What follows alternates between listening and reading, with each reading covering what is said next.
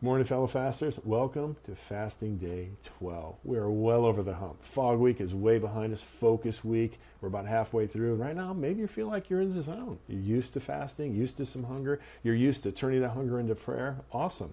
You also might be experiencing a little bit of lightheadedness based on the fast that you're doing. So feel free to give yourself permission to modify. Add some calories or shorten the time between meals. Do what you have to do. Because remember our goal. It's not perfection, it's not legalism. It's simply growing our hunger for God. Saying no to food in some way, however you're doing that, in order to say yes to God through prayer, scripture, and nudges.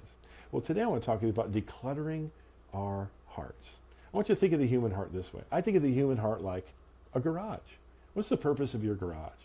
Well, the purpose of your garage is for your car to live there. But so often, over time, what happens is we can fill our garage with so many things, you can't even park the car there anymore. And the same thing can happen to our hearts. We could just fill them up with so many things that the purpose of the human heart doesn't even get accomplished. For God to live there, for God to dwell there. Think of the early chapters of the Bible. In Genesis chapter 3, verse 8, when the humans sinned, the first response of humanity to sin was to go and hide, run away from God and hide from him. What was God's first response in Genesis 3:9? God calls out, "Where are you?" Is he angry? No, he's calling out. So here's the point, friends. God seeks us so that we might seek him.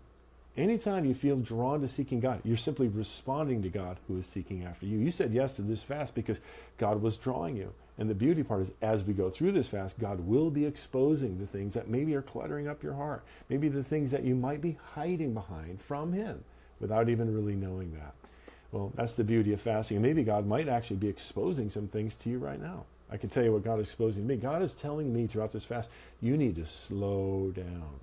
You need to be more present. You need to be patient. Instead of reacting to things, respond to them. And that's actually happening. I am slowing down. And that's a wonderful thing. So how about you? How is God speaking to you? What is he saying? What's he pointing out in your life? Well, in order to address what that might be like, I'm going to direct you to an ancient prayer, a prayer of David.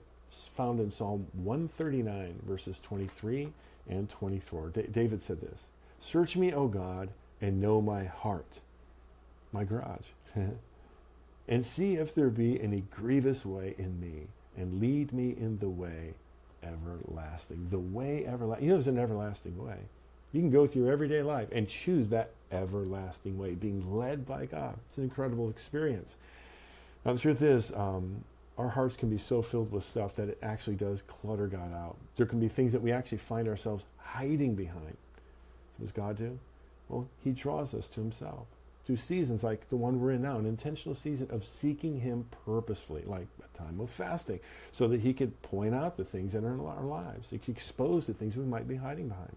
Now, this word in our passage, grievous, it's a love word. It's a word that expresses loss, sadness. The reality is our hearts can be so filled that we can have a sense of loss of God's presence, a sense of loss of God's closeness, a sense of loss, even sensitivity or awareness of God. So what does he do? He draws us to himself to seek him like we're doing on this fast. And as we intentionally seek God together, he's going to expose some things. And so let God point out the things in your life that need to go away.